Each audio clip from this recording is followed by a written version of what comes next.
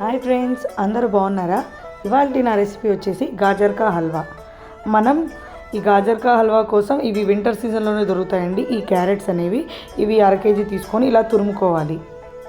తర్వాత ఒక కళాయి పెట్టుకొని దాంట్లో నెయ్యి యాడ్ చేసుకోవాలి. తర్వాత ఇప్పుడు మనం తురుముకున్న క్యారెట్ తురుము అనేది దీంట్లో యాడ్ చేసుకోవాలి. యాడ్ చేసుకొని మంచిగా రోస్ట్ చేసుకోవాలి. క్యారెట్ అనేది మంచిగా రోస్ట్ చేసుకొని దాని పచ్చి వాసన అనేది పోవాలి.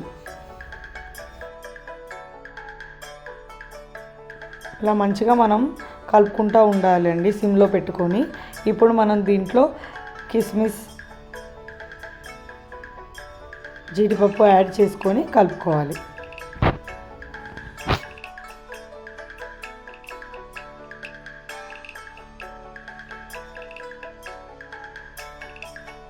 ఇప్పుడు మనం దీంట్లో 1 కప్పు షుగర్ తీసుకుందాం. నేను 1/2 కేజీ క్యారెట్ తీసుకున్నానండి, దానికోసం 1 కప్ షుగర్ తీసుకున్నాను.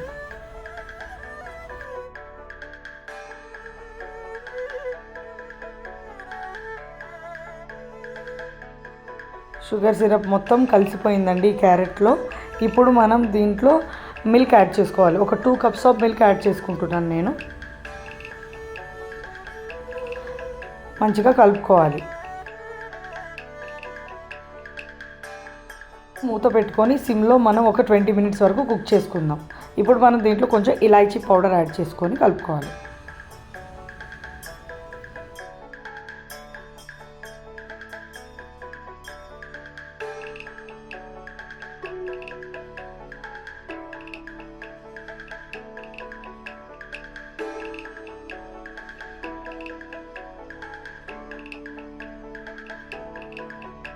అయిపోవడానికి వచ్చిందండి మన క్యారెట్ హల్వా. ఇప్పుడు మనం దీంట్లో కోవా యాడ్ చేసుకొని కలుపుకోవాలి.